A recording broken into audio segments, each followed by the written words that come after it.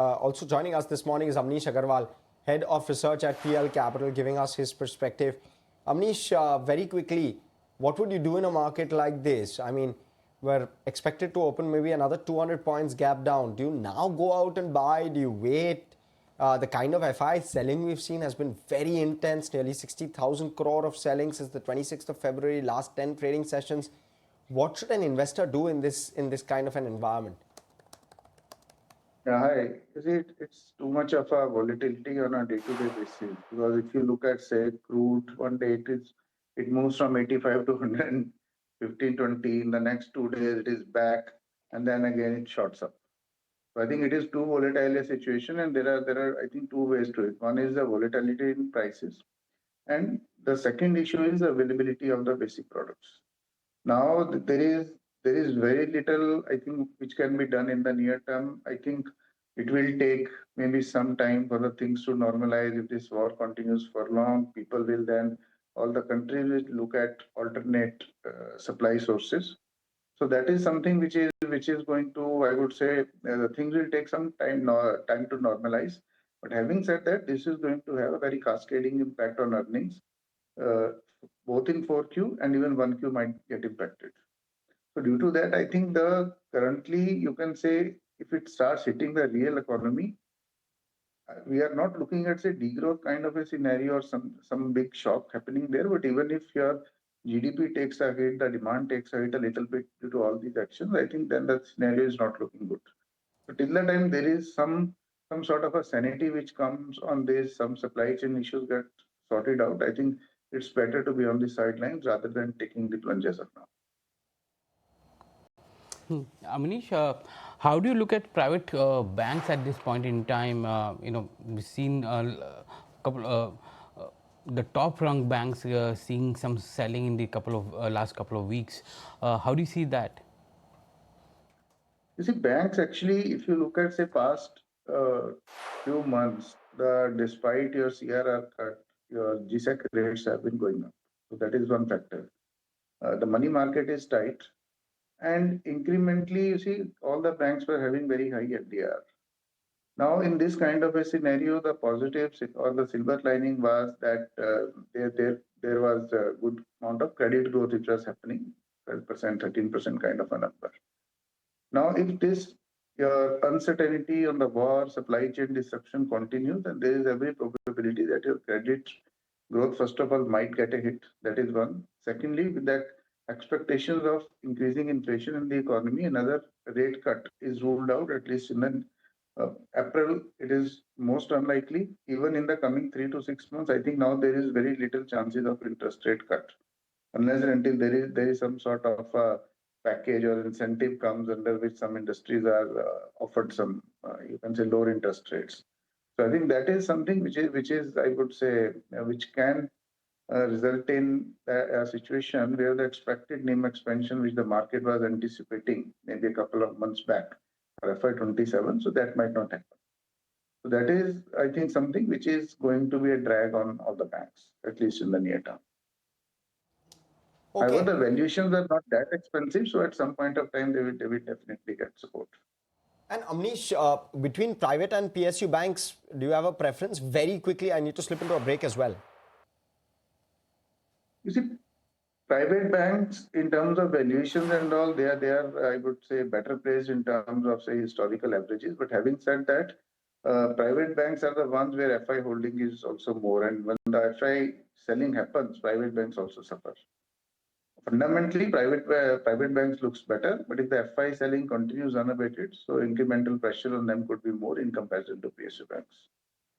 Okay, that's the take on PSUs versus private banks. But tell you what, we'll take a very quick break, come right back. We'll continue our market discussion with Amnish Aggarwal as well as Kunal Bothra.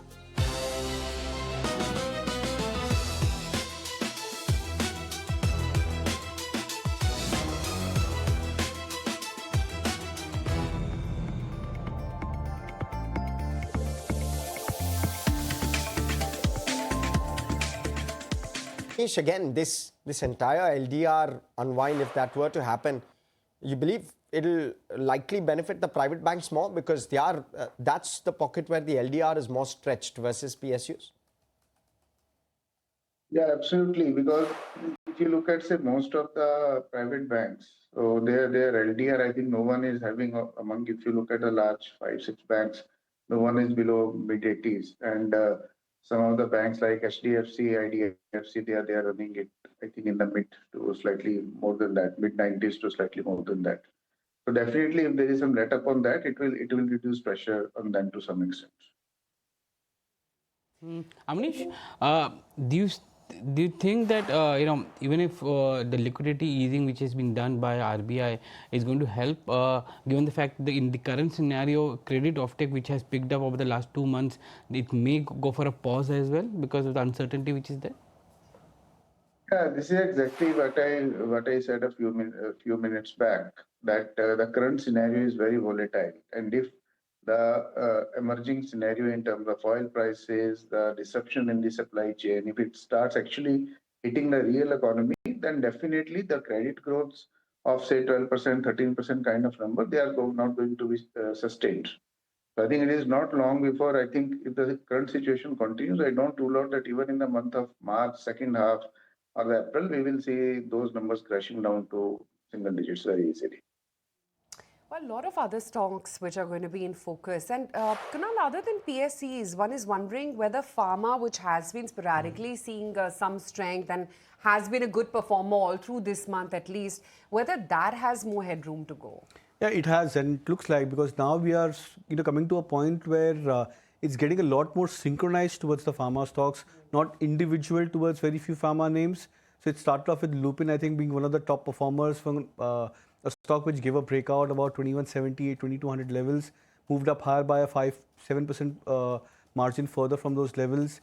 Then it was followed by the likes of Dr. Reddy, DV Slab, which came back towards their individual breakouts.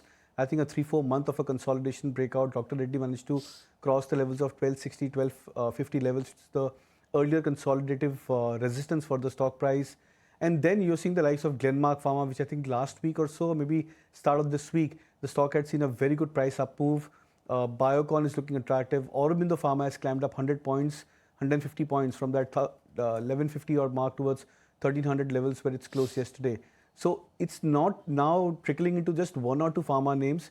In fact, what we are also seeing as a pattern is the likes of Sun Pharma making a comeback, and that stock looking quite strong, more robust, and on the verge of a breakout about this 1800 levels.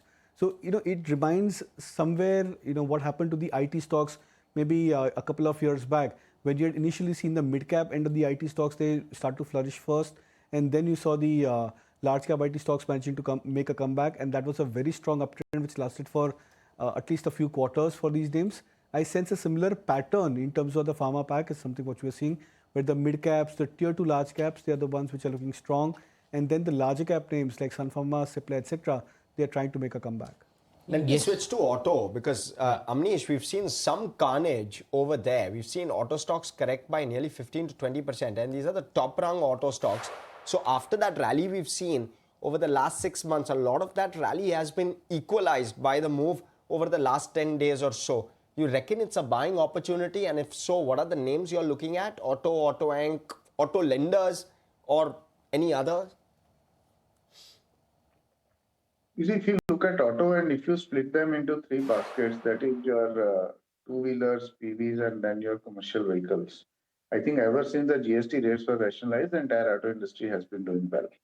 And there has been pickup even in the CV cycle in the past 3 to 3 months. Now, as we stand today, first thing is that what happens to the availability of fuel. As of now, it is normal in India.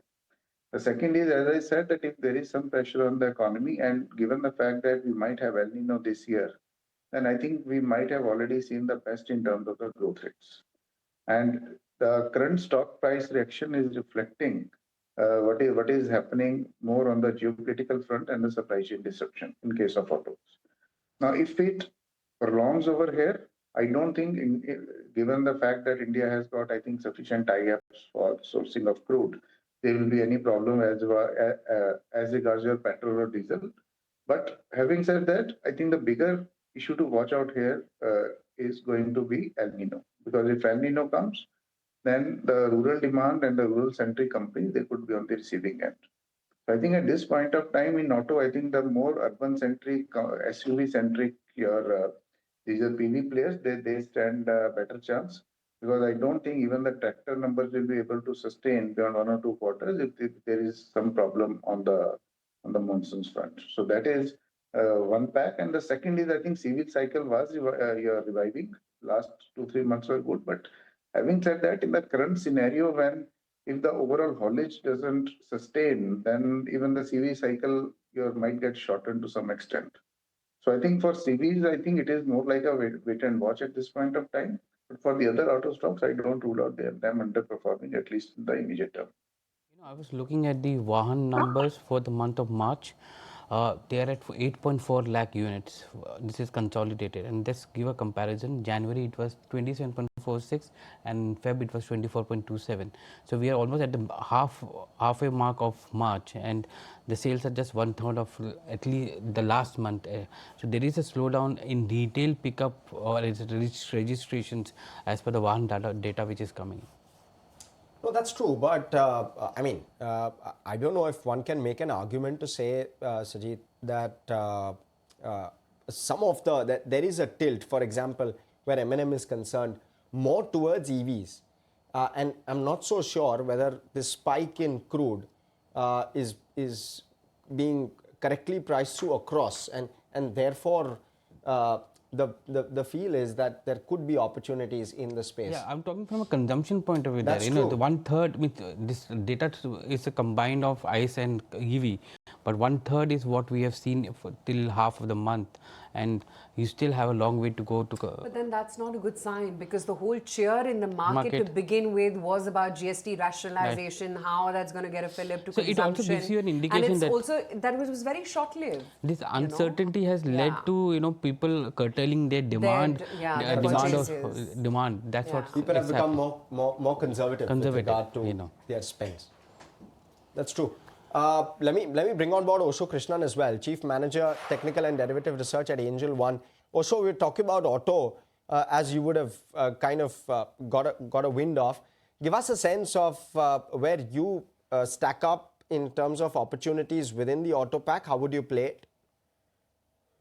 Very good morning. Firstly, thank you for inviting me at the show. Well, the whole auto pack has been into a very steep correction. In the last couple of weeks, there has been a strong correction in the index front. So the Nifty auto index has plunged below the 200-day simple moving average, which has been taken like such kind of plunge after a very long and elongated period of strong bullish rally. So I expect that for a short-term perspective, there might be a halt in the momentum, or there might be even further correction that can be seen in the auto space. But overall, from an index point of view, the next potential support is placed approximately around the zone of 24,700. So nearly 300 point of more downside movement can be seen in the index, and accordingly, one should definitely try to look for opportunities in the heavyweight counters from the same index. So I expect that counters like M&M, Maruti, Ashok Leyland, which has given a decent movement in the last year, now they have corrected to a decent zone, although the potential for downside is still there in the counters. But one may look for buying opportunity once the index has been coming towards the zone of 24,700. So near about those levels, one may look for opportunities in the auto counter. Okay, Amnish, let me come to you, because I'm told I need to let you go. If you were to buy something in a market like this, what would your top pick be? Sector, pocket, stocks? Give us a sense.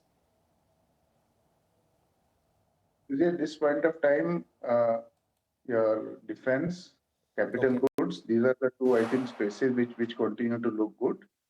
Very selective in some of the staples. That is the third one. And I think this year, pharma and hospital pack. So I think these are some of the spaces, and then stocks like maybe you can look at, say, Bharti, because it has also corrected significantly without any fundamental crack.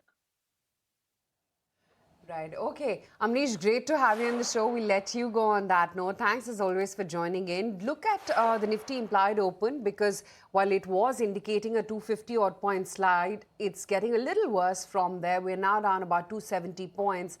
And on the futures, we're at 23,728, pretty much where we closed in yesterday. And the GIFT Nifty, of course, is at 23,460 as we speak right now. So it was all about the weakness in autos, FMCG, cement, real estate, some of the new age names, realty. They were the ones which really weighed heavy. And of course, private banks, that they continue to be one of the biggest contributors to the market drag, or rather the index drag, so to speak. Yesterday, of course, the breadth was a lot better. It could have been a lot worse at a point when the Nifty itself fell 200 points. So one would say relative resilience, at least for the broader markets. But let's see how long that sustains, with names like BHEL, SRF, JSW Energy, Tata Power and Coal India actually holding out. 1% lower for the Nifty, so it's a 270-point downtick, but let's give these rates some time to stabilize. But Osho, anything within the broader markets that you're liking, given that slight bit of resilience which was evident yesterday? See, overall, what we are witnessing in the market, that any kind of gap down in last 2 weeks has been seen some kind of resilience for the day traders. So only for day traders, one may look for opportunities of such cool off or such steep correction in the morning trade. So from there onwards, we can see some kind of rally looking at the recent momentum that we are witnessing from the past 1 week. But overall, the counters which are still having a positive movement and which are outperforming the benchmark index is the pharma sector. So pharma sector is one of the space where one should look for buying opportunity, followed by power sector, because power sector have recently started gaining strong traction. So some of the names like Power Grid, NTPC, CG Power, these counters are looking very positive. So power sector will be the first preference, followed by pharma space. Pharma space is the second preference because majority of the counters from the pharma counters have already seen a very strong momentum. But some of the stocks like Dr. Reddy, Cipla, these counters have been staging a very strong consolidation. So once there will be a strong breakout in these counters, then we may look for buying opportunity in these counters as well. So pharma and power will be the only counters where I am bullish on right now. But looking at the recent traction or the recent development in the market, even for benchmark index, one may look for buying opportunity only from an intraday perspective once the market opens on the gap down front. View with regard to Eureka Forbes?